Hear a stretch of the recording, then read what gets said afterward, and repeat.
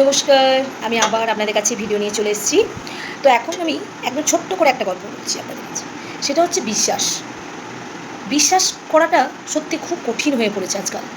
মানে মানুষকে। আপনি কীভাবে বিশ্বাসটা করবেন, এই নিয়ে আজকে ভিডিও। তো প্রথমেই বলি, আপনি হয়তো ভাবছেন যে একে বিশ্বাস করা যায়। নিশ্চয়ই যায় হয়তো, কিন্তু সেটা একবার ভাববেন না।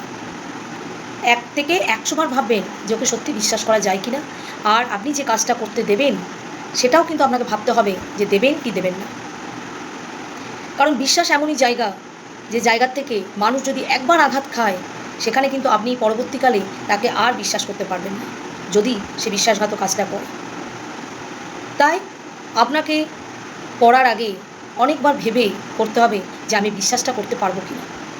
বিশ্বাস এমনই একটা বস্তু বা এমনই জিনিস, সেটা একবার হারিয়ে গেলে মনে হয় আর ফিরে আসে না। সে যেমনই কাজ হোক না কেন। আপনি হয়তো কোনো কাজ কাউকে করতে দিলেন, সেই কাজটাতে আপনাকে সে বিশ্বাসঘাতকতা করলো, বা সে বিশ্বাসটা আপনার রাখতে পারলো না, তখন পরবর্তীকালে আপনি তাকে আর বিশ্বাস করতে পারবেন না, সে যত ভালো কাজই করুক না কেন। কারণ আপনার বিশ্বাসটাই ভেঙে গেছে। তাই যাই করুন না কেন, বিশ্বাসটা কিন্তু ভেবেচিন্তে করবেন। আজকালকার মানুষে যে জিনিসগুলো ঘটছে প্রত্যেক মানুষের জীবনে, যে আপনি হয়তো বিশ্বাস করলেন, আপনার সে বিশ্বাসটাও রাখতে পারলো না, রাখছেই না ধরুন।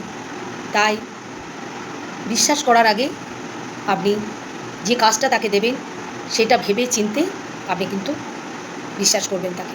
তাহলে হয়তো ঠকবেন না। মানুষ খুব ঠকে যাচ্ছে, প্রত্যেক জায়গাতেই মানুষ ভীষণভাবে ঠকছে। কেন জানেন? না, মানুষ বিশ্বাস করে মানুষকে, আর সেখানেই তারা ঠকে যাচ্ছে যে আমি বিশ্বাস করেছি।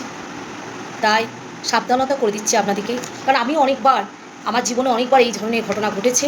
তাই আপনাদেরকে আমি সাবধান করে দিচ্ছি দিদি হয়ে, যে আপনারা প্লিজ বিশ্বাস করার আগে বা কোনো কাজ করার আগে একবার নয় ১০০ বার ভাববেন।